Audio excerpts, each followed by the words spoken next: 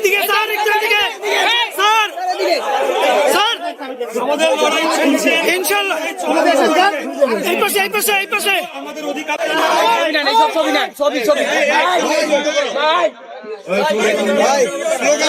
ভাই কি যেন বলছিলেন? আমরা এক পা জেলে রাখাই রাজনীতি করি, বাংলাদেশের জনগণের অধিকার প্রতিষ্ঠার জন্য রাজনীতি করে যাচ্ছি।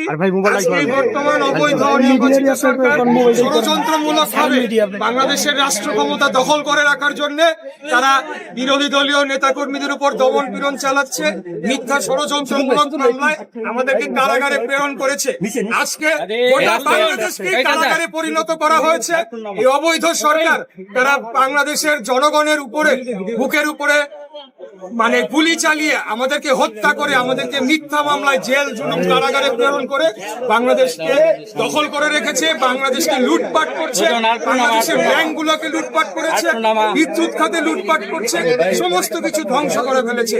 আমরা বাংলাদেশের জনগণকে সাথে নিয়ে আমাদের নেত্রী দেশনেত্রী বেগম খালেদা জিয়া এবং আমাদের নেতা তারেক রহমানের নেতৃত্বে আমরা এই লড়াই করে যাব যতদিন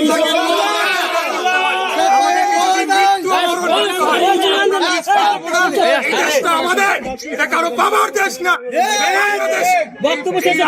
মালিক জনগণ। ৭১ সালে মহান মুক্তিযুদ্ধের মাধ্যমে এই দেশকে স্বাধীন করা হয়েছিল একটি গণতান্ত্রিক রাষ্ট্র প্রতিষ্ঠার জন্য। আজকে এই সরকার বাংলাদেশকে গণতন্ত্রকে হত্যা করে একদলীয় সরকার, রাষ্ট্র ব্যবস্থা কায়েম করেছে।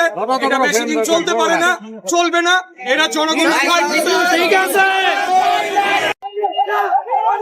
ভয় নাই, কিছু চলবে এখন ঘরে ঘরে, কিছু হলে আমার ভাই ছেলে কেন